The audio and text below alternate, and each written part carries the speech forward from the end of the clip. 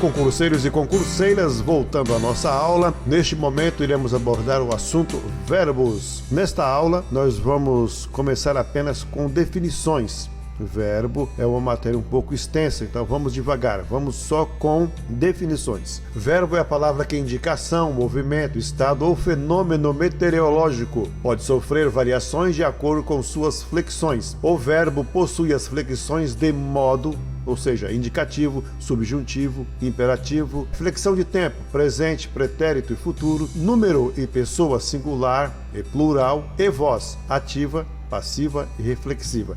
Então o verbo sofre as flexões de modo, tempo e voz. Modo, indicativo, subjuntivo e imperativo. Tempo, presente, tempo, pretérito e tempo futuro. Número e pessoa, singular e plural. E voz, ativa, passiva e reflexiva. Vejamos as flexões verbais de forma separadamente. Número e pessoa. O verbo apresenta flexão de número quando indica o singular ou o plural em sua forma. Aparecem no singular quando referem-se a uma única pessoa. Eu corro, ela corre. E no plural quando é mais de uma pessoa. Nós corremos, eles correm. Logo, os verbos se flexionam em número, singular ou plural, e pessoa, primeira, segunda e terceira, tanto do singular quanto do plural. Modo. O modo verbal indica a atitude do falante em relação à ação que anuncia. O modo indicativo, quando o falante tem a certeza de sua atitude. O fato é ou será uma realidade. Exemplos: estudei muito para a prova. Estudarei bastante para essa prova. Está indicando a ação do falante. Subjuntivo, quando o falante não tem certeza da atitude. O fato é duvidoso, incerto, há uma possibilidade de que aconteça. Estamos diante de uma hipótese.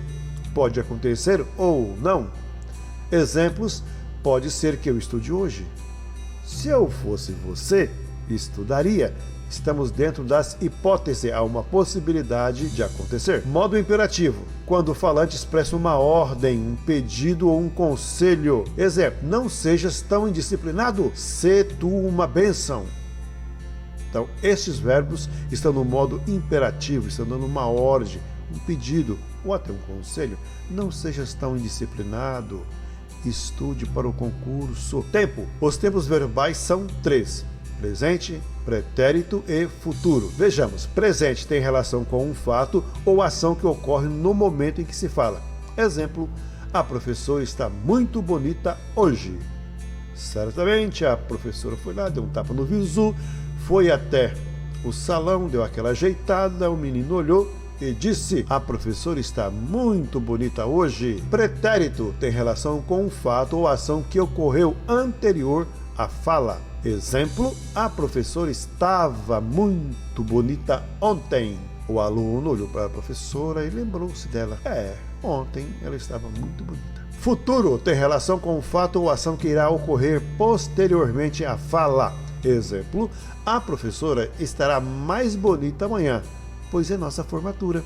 Então, quem está falando, o falante, está dizendo que amanhã, futuro, a professora estará mais bonita. Certamente ele sabe que ela irá ao salão. Flexão do verbo quanto à voz. A voz do verbo faz referência ao tipo de relação entre sujeito e verbo. Observe, voz ativa acontece quando o sujeito pratica a ação. O sujeito é o agente da ação. Exemplo: o aluno respondeu a pergunta da professora. Então ele foi um sujeito ativo. Ele respondeu. Voz passiva acontece quando o sujeito sofre a ação. Exemplo: a pergunta da professora foi respondida pelo aluno. Então ele sofreu essa ação. Voz passiva pode ser analítica, como no caso acima, ou sintética, como neste caso aqui, aluga-se apartamento. Voz reflexiva acontece quando o sujeito pratica e sofre a ação. O aluno cortou-se. Ele praticou uma ação com estilete, mas ao mesmo tempo ele sofreu a ação. Por isso, voz reflexiva. Valeu, pessoas, por aqui a gente termina essa abordagem introdutória de verbos.